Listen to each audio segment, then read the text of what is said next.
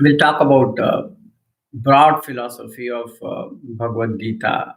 Over the past many months, we have covered individual topics, spiritual insights on fear, anger, austerities, sacrifices, science of yoga, philosophy of yoga, karma yoga, all we have covered. So, what we'll do is going forward, we'll cover the same topics again.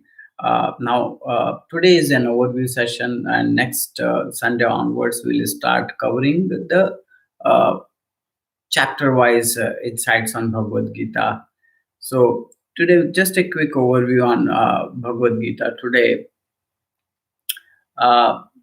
Bhagavad Gita is a good illustration of how an individual gets carried away by emotions doing the duties.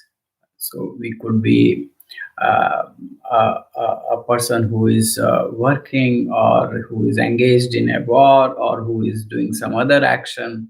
So how in middle of action one may get carried away, and then instead of performing dharma, you actually want to withdraw from the action, and how Lord Krishna tries to teach Arjuna, in this case, the doer, not to think about temporary aspects of life. Dehi nosmin yatha dehe komaram yovanam jara tatha dehantar prapti dhiras tatnamuyate. This life is like everything is evolving, everything is moving, everything is temporary. Matra sparshastu konte shitoshna sukha dukkha agamai panyatya tantis tekshasva bharata. Heat, cold, and rain, and all these things will come and go. But real one should be able to withstand all these changes. And then in all different chapters, chapter 2, different parts of yoga are spoken. Gyan yoga, which is this life is temporary, vasansi jinani yathavya navani granati naroprani tatha shirani vihai jinani anyani seyati navani dehi. So this is a temporary life, like a piece of cloth. When it becomes old, we discard it. So the body, when it becomes old, the soul moves into a new body. And then philosophy of karma yoga, yogastha kuru karmani sangam tattva dhananjaya siddha asiddhyo samobhutva samatvam yoga uchyate. Then we talk about karma yoga, the essence of karma yoga, why important to do karma. Then different forms of sacrifices in chapter 4. So chapter 5 is again comparatively how one gets liberated, both following Gyan Yoga and Karma Yoga.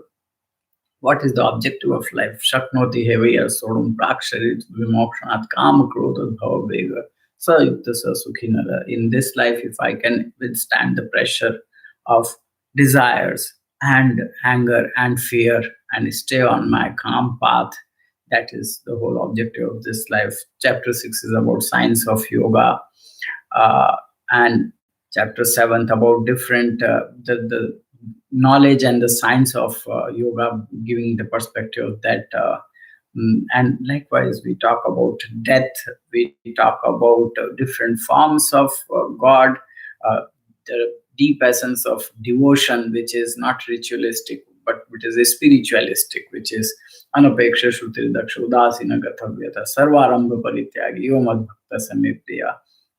Then how matter and spirit will basically guide our life in terms of we living materially or we living spiritually. So how we can align with the spirits by following the core essence of Gyan.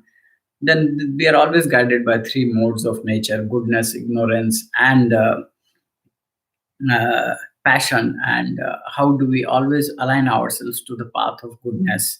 And then Purushottam Yoga is 15th yoga, how beyond us there is a superpower, which if we can connect with superpower Purushottam, then how life becomes easier. And then we have 2 choices. We can we live life, sometimes we don't know whether we are divine, we are devil, or what it is. But when we compare ourselves with the values that are exhibited by divine people versus the devil's characteristics. So you can know where we fall if we are ahimsa, satyam, asteyam, right? So uh, ahimsa, satyam, krodha, tyaga, right? All these things will define their divine qualities, but opposite is what makes us the devilish tendencies. And then we also talk about in chapter 17th Shraddha Traya Vibhag, which is three modes of devotion, and very beautifully highlighted what are the three modes of food: ayu, sattva, bala, arogya, sukha, priti, vivedana, rasa, snigdha, stara, ahara, satvika, priya.